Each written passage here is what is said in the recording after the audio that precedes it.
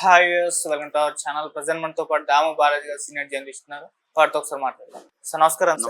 Sir Pakistan లో emergency తరహా పరిస్థితి అయితే నెలకొన్నాయి సార్. అక్కడ పీటీఐ ఇమ్రాన్ ఖాన్ నేతలందరూ కూడా ఫుల్ ఆందోళన చేస్తున్నారు, రోడ్ల మీద ధర్నాలు తీస్తున్నారు. సో ఇంత అలజడి అయితే ఉంది, ఒక ఎమర్జెన్సీ విధించే పరిస్థితి కూడా ఉందని చెప్తున్నారు.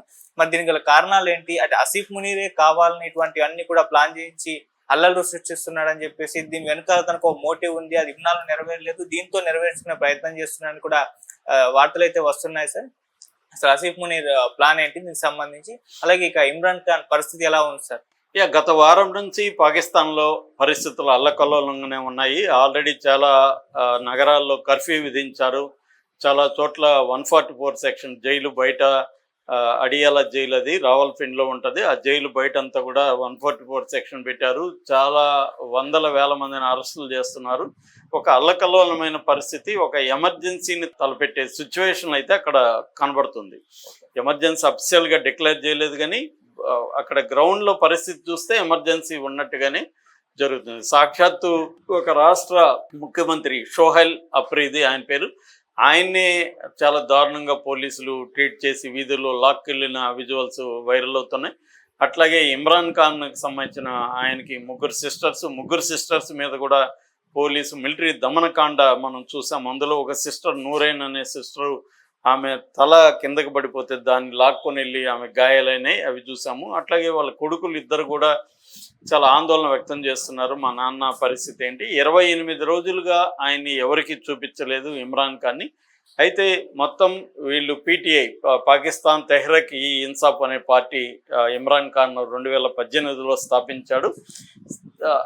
ఆ పార్టీ వాళ్ళు దేశం అంతా ఆందోళనలు చేయడం మొదలుపెట్టారు. దీంతో ఇంటర్నేషనల్ కూడా మీడియా దీని మీద కవరేజ్ ఇచ్చింది. దాంతో అసీం మున్నీర్కి ఇబ్బంది అయ్యి ఇప్పుడు ఫైనల్గా వాళ్ళ ఒక కూతురు ఒక లాయర్ ఇద్దరిని మాత్రం అలో చేశారు చూడమని. వీళ్ళిద్దరూ వెళ్ళొచ్చినాక కూడా వాళ్ళు ఎక్కడ కానీ సోషల్ మీడియాలో పోస్టులు పెట్టకూడదు, ఇవన్నీ కూడా కండిషన్తో వాళ్ళు సంతకం చేయించుకొని వాళ్ళిద్దరిని లోపలికి వదిలారు. వీళ్ళు వెళ్ళారు. వెళ్ళిన తర్వాత కూతురు బయటకు వచ్చి ఆయన ప్రాణాలతో ఉన్నాడు, కానీ ఆయన మానసిక టార్చర్కి గురవుతున్నాడని చెప్పారు. ఆయన్ని ఒక చిన్న గదిలో బంధించేశారు. వెలుగు కూడా లేదు ఆ గదిలోంచి బయటికి ఆయన పంపించట్లేదు. ఆయన మీద మానసిక ప్రెజరు, ఆయన ఎక్సర్సైజ్ చేసేదానికి ఎక్విప్మెంట్ ఇవ్వట్లేదు అడిగినా కానీ. అట్లాగే ఆయనకి ప్రాపర్ ఫుడ్ కానీ లేదు. డాక్టర్లు ఆయనకి హెల్త్ బాగాలేకపోతే డాక్టర్లను కూడా చూపించట్లేదు. ఆయన మానసిక ఆరోగ్యం అయితే ఆందోళనకరంగా ఉంది అనేది ఆమె చెప్పారు. దీంతో ఇప్పుడు దేశమంతా పెద్ద ఎత్తున పీటీఐ కార్యకర్తలు వీధుల్లోకి వచ్చి ప్రదర్శనలు చేస్తున్నారు. దీని మీద ఉక్కుపాదం మిలిటరీ మోపుతుంది. దీనికి కారణాలు ఏంటి అనే దాని మీద పాకిస్తాన్ మీద ఎక్స్పర్ట్లుగా ఉన్న చాలామంది చెప్తున్నది ఏంటంటే, ప్రధానంగా ఒకే ఒక వ్యక్తి యాంబిషన్, ఆ వ్యక్తే అసీం మున్నీర్ని సరిగ్గా అంచనా వేయడంలో ఫెయిల్ అయిన ఇమ్రాన్ ఖాను 2022 ముందు అంటే 2019లోనే ఆయన్ను ISI ఇంటర్ సర్వీసెస్ ఇంటెలిజెన్స్కి డైరెక్టర్ జనరల్ చేశాడు. అతని పవర్ ఏంటి అది అర్థం కాక అతన్ని పెట్టాడు. అతనేమో ఇతని తిన్నింటి వాసాలు లెక్క పెట్టారు వాళ్ళు అంటారు కదా, అలాగా ఇమ్రాన్ ఖాన్ భార్య బుస్రా బీబీ, ఆమె కరప్ట్ అయిందని ఒక ఫైల్ రెడీ చేశాడు. అలాగే వాళ్ళ సిస్టర్స్ కరప్ట్ అయిన రెడీ చేసి ఈయనకి టేబుల్ మీదనే తీసుకొచ్చాడు. దాంతో ఇమ్రాన్ ఖాన్ కోపం వచ్చి అతని పదవి నుంచి 8 నెలల్లోనే అతన్ని తీసేశాడు. దాంతో అతను పావులు గెలిపి తనకున్న సర్కిల్స్ ద్వారా ఇతని మీద ఇంపీచ్మెంట్ మోషన్, అవిశ్వాస తీర్మానం పెట్టి ఇమ్రాన్ ఖాన్ని ఆ పదవిలోని తొలగించి ఎలక్షన్లు రిగ్గింగ్ చేసి, ఎలక్షన్లలో షహబాజ్ షరీఫ్, నవాజ్ షరీఫ్ వాళ్ళ బ్రదరు, ఇంతకుముందు నవాజ్ షరీఫ్ ప్రధానమంత్రిగా ఉన్నాడు, వాళ్ళ బ్రదరు షహబాజ్ షరీఫ్ని ప్రధానమంత్రిని చేసి తనకి పప్పెట్టుగా ఉన్న అతన్ని ప్రెసిడెంట్ని చేసి మొత్తం అధికారాన్ని తన గుప్పెట్లో పెట్టుకున్నాడు. తను COAS అంటారు, చీఫ్ ఆఫ్ ఆర్మ్డ్ స్టాఫ్గా అయ్యాడు. అయిన తర్వాత ఇతన్నేమో 200 కేసులు పెట్టి ఇమ్రాన్ ఖాన్ని జైల్లో పెట్టాడు. కరప్షన్ కావచ్చు, లేకపోతే official information act, official secret act అని ఉంటుంది, అంటే అఫీషియల్ సీక్రెట్స్ని అమ్మాడని. అట్లాగే సెడిషన్, రాజద్రోహం, ఇలాగా మొత్తంగా ఒక 200 కేసులు పెట్టి ఇతన్ని ఆ జైల్లో పడేశాడు. సో ఇతనికి ఎప్పుడు బెయిల్ వస్తుందో అనేది ఎవరికి తెలియని పరిస్థితి. 900 రోజులుగా అతను జైల్లో, అడియాలా జైల్లో ఉంటున్నాడు. సో అతన్ని స్లో పాయిజన్ ఇచ్చి చంపేయాలని, లేకపోతే టార్చర్ చేసి చంపేయాలని, ఇలాగా రకరకాల పద్ధతులు చంపబోతున్నారని కూడా వార్తలు వస్తున్నాయి. ఎందుకంటే మనకి గతంలో కూడా బుట్టోని చంపేశారు ఇలాగే 78లో. అలాగే తను కూడా చంపేయాలనేది అసీం మునీర్ ప్లాన్గా చెప్తున్నారు. కాకపోతే తను చంపేస్తే దేశంలో అల్లకల్లోల పరిస్థితులు ఏర్పడతాయనే ఒక భయంతో మాత్రం ఉంటున్నాడు. ఇవి తెలిసి కూడా ఎందుకు 28 రోజులుగా చూపించలేదు? ఎందుకు అసీం మునీరు దేశంలో ఈ అల్లకల్లోల పరిస్థితి తీసుకొచ్చాడంటే దాని వెనక కూడా కారణాలు ఉన్నాయి. మన ఇండియాతో యుద్ధాన్ని కూడా అసీం మునీర్ ఎందుకు ప్లాన్ చేశాడంటే, అసీం మునీర్కి దాదాపు 60% ప్రజల్లో వ్యతిరేకత ఉంది. పైగా అక్కడ ఆర్థిక పరిస్థితి చాలా దారుణంగా ఉంది. ఇప్పటి వరకు 24 సార్లు IMF బెయిల్అవుట్ ప్యాకేజ్ ఇచ్చింది. అట్లాగా అప్పుడప్పుడు ఊపిరి పీల్చుకోవడానికి మాత్రమే IMF కానీ, చైనా కూడా ఒక $100 బిలియన్ ఇన్వెస్ట్మెంట్, అంటే ఇన్వెస్ట్మెంట్ 70 బిలియన్ పెడితే అప్పు పేరుతో ఒక $30 బిలియన్ పాకిస్తాన్కి ఇచ్చింది. సో ఈ రెండు, అంటే ఇటు చైనా ఇటు IMF వల్ల అతను బతుకుతున్న పాకిస్తాన్ ఊపిరి పీల్చుకునే పరిస్థితి ఉంది. అదర్వైజ్ చాలా దారుణమైన కండిషన్. దీన్ని మళ్లించడానికి, దేశంలో ఉండే పరిస్థితుల నుంచి ప్రజల దృష్టి మళ్లించడానికి ఇండియాతో యుద్ధానికి ప్లాన్ చేసి, పహల్గాము అటాక్ అతనే ప్లాన్ చేసి ఇండియాని యుద్ధానికి కవించాడు. ఇండియా కూడా యుద్ధానికి వెళ్ళింది. దానివల్ల అతనికి సపోర్ట్ అనేది పెరిగింది. ఇప్పుడు ఏమైందంటే అతనికి యాంబిషన్స్ పెరిగాయి. అంటే ఈ COAS అనే చీఫ్ ఆఫ్ ఆర్మ్డ్ స్టాఫ్ అనేది సరిపోక అతను ఫీల్డ్ మార్షల్గా తనకి బిరుదు ఇప్పించుకున్నాడు, ఫీల్డ్ మార్షల్ అయ్యాడు.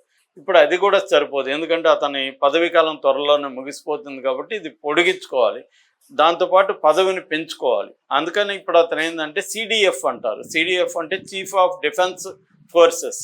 చీఫ్ ఆఫ్ డిఫెన్స్ ఫోర్సెస్గా తను తాను ఇచ్చుకున్నాడు. 27వ రాజ్యాంగ సవరణ ద్వారా అతను ఇచ్చుకున్నాడు. అయితే ఇది నోటిఫికేషన్ వెలువడాలి. నోటిఫికేషన్ వెలువడడానికి కోసం సంతకం పెట్టాలి. ఎవరు పెట్టాలి?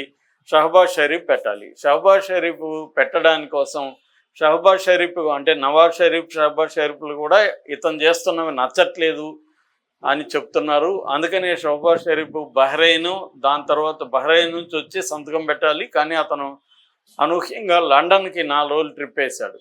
సో ఇప్పుడు ఆ సంతకం పెట్టాలి. ప్రెజర్ చేయడం కోసమే ఈ నవాజ్ షరీఫ్, షహబాజ్ షరీఫ్ బ్రదర్స్ని ప్రెజర్ చేసి దాని మీద సంతకం పెట్టించడం కోసమే దేశంలో ఒక ఎమర్జెన్సీ సిచ్యువేషన్ని క్రియేట్ చేశాడు. దాన్ని ఇమ్రాన్ ఖాన్ని దానికి వాడుకున్నాడు అనేది దాని మీద ఎక్స్పర్ట్లు చెప్తున్నారు. ఎందుకంటే ఇప్పుడు ఆ సంతకం పెడితే ఇతనికి 1930 వరకు ఈ పోస్ట్లో ఉంటాడు, 2030 వరకు ఈ పోస్ట్లో ఉంటాడు.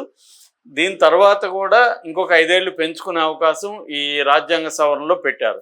అట్లాగే అతని మీద ఎటువంటి క్రిమినల్ కేసులు పెట్టకూడదనేది కూడా రాజ్యాంగ సవరణలో పెట్టుకున్నారు.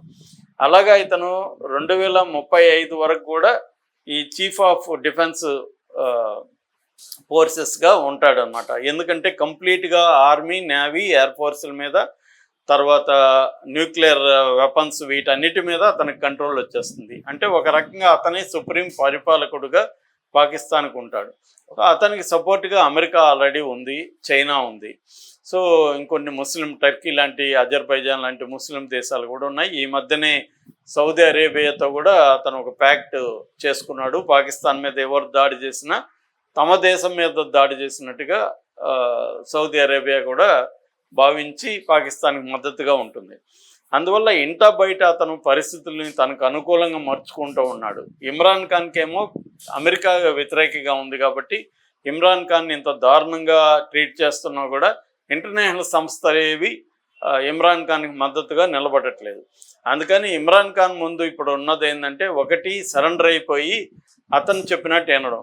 సో అసీం మునీర్ ఏమో కోరుకుంటున్నా అంటే ఇమ్రాన్ ఖాన్ సైలెంట్గా వెళ్ళిపోయి ఇంట్లో ఉన్నా ఉండడం, హౌస్ అరెస్ట్ లాగా ఉండడం, లేదు లండన్ లాంటి దేశాలకు వెళ్ళిపోవడం, ఇంగ్లాండ్ లాంటి దేశాలకు వెళ్ళిపోయి అక్కడ ఉండిపోవడం, అంటే అతని పార్టీని నిర్వీర్యం చేసుకోవడం.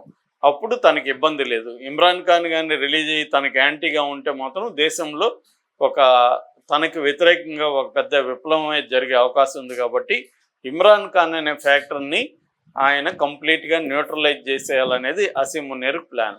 సో ఇమ్రాన్ ఖాన్ అనే భూతాన్ని ఉపయోగించుకొని ఈ షరీఫ్ బ్రదర్స్ని తన కంట్రోల్లోకి తెచ్చుకొని దీని మీద సంతకం చేయించుకోవాలనేది అసీం మునీర్ తక్షణ కర్తవ్యం లేదా ప్లాన్గా చెప్తున్నారు.